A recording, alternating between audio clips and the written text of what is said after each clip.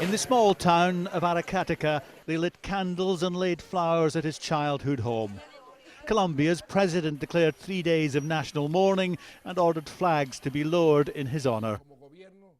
But Gabriel Garcia Marquez, seen here recently celebrating his 87th birthday, was not just his country's most famous son. He achieved something very few writers have done. He put South American literature on the world stage and changed the literary landscape of the Spanish language.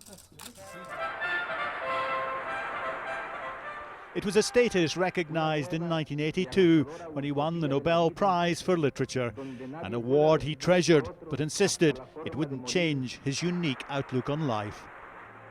The Nobel Peace Prize is something that happened to Colombia, something that happened to Latin America, that happened to the world. Here in this house, we're all the same people.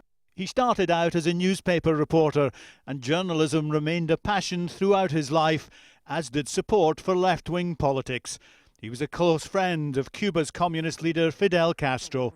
It was that mix of real life and the bizarre that gave birth to the literary genre known as magic realism.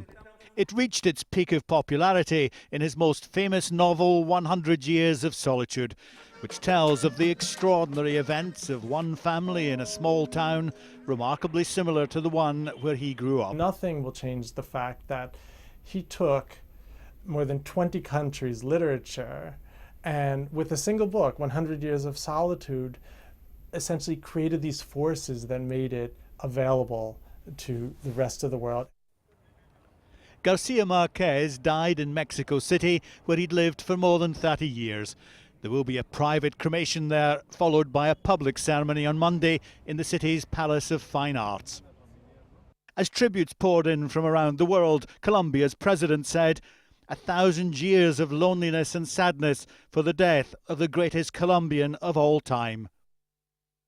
US President Barack Obama said, "The world has lost one of its greatest visionary writers and one of my favourites from the time I was young." The Chilean writer Isabel Allende said that in his books, "I found my own family, my country, the people I have known all my life, the colour, the rhythm and the abundance of my continent." His books have been translated into 30 languages and sold millions of copies around the world.